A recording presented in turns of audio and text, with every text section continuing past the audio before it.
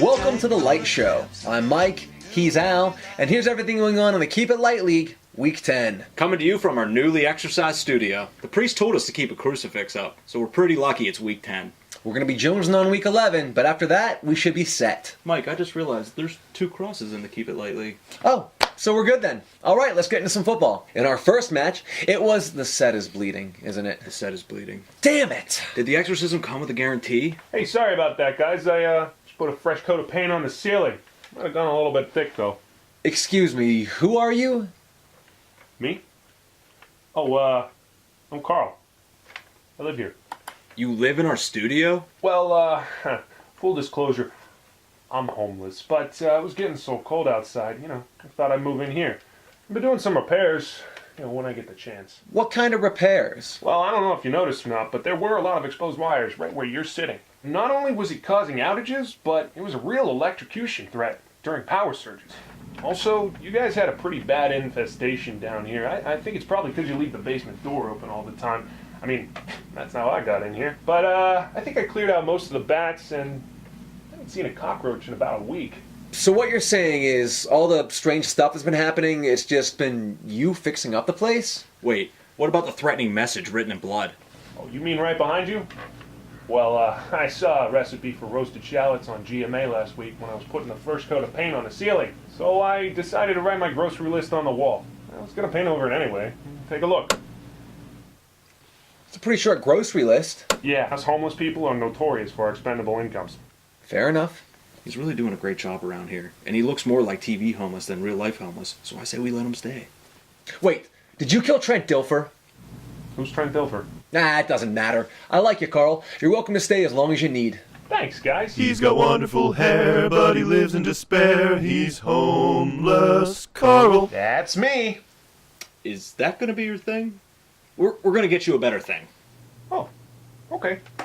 Kicking us off this week, Cadillac Club Seville faced his second defeat of the season at the hands of Brandon Marshall and Team the Best Team, who registered a decisive win, beating Seville by a cool 50 spot. Final score 152-102. When asked what her secret was, Team the Best Team's Michaela Pasenik said, "Ask my dogs. They made my picks this week." Sam trusts the projections, but Bear always bets on the sleepers. Sam and Bear share the feather cap this week.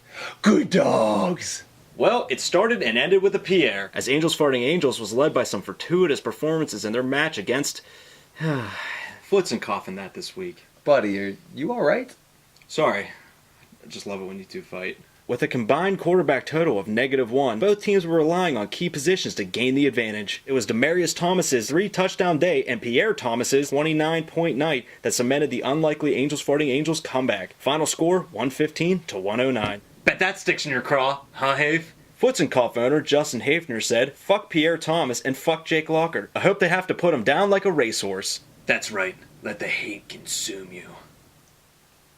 When asked about the next matchup, Hafner said, "I'd say I'm going to rate my opponent next week, but it's your sister. And that's even weird for me." Those are going to be some beautiful puppies. On to our next match. While the accidental rapist finally cashed in on those racist Riley Cooper points, poor performances from the rest of her team spelled another painful defeat, as her losing streak extends to 7 in a row. Caught Red Hernandez begins a last-minute campaign for the playoffs, winning 109-95. Kirsten Repko of the accidental rapist said, "Can I just draft a new team?" Sure, you can draft a new team. When you learn some tolerance. In our next minor squabble, it was Reptiles Unanimous struggling in vain against Allosaurus. With AJ Green's 29-point contribution, Allosaurus pulled a mile ahead of Reptiles Unanimous to claim their free win 128-88. Dave Viscomi of Reptiles Unanimous said, "Well, you can't win them all. At least my fantasy basketball team kicks ass." To be fair, Dave, I know we take some shots at your record, but it does suck your team is full of a bunch of lazy bums. Actually, it's a popular misconception that the homeless people are lazy. In fact, a large portion of the population suffer from crippling mental diseases. He's politically shrewd, he donates blood for the food. He's homeless, Carl. That's me. Yeah, we're gonna get you a better thing. And finally, it was I Fly Lighter Than O2 versus the coincidental grocery list, Josh Lives. This one came down to the wire, as Josh really needed some big D on Monday night to pull it off. What?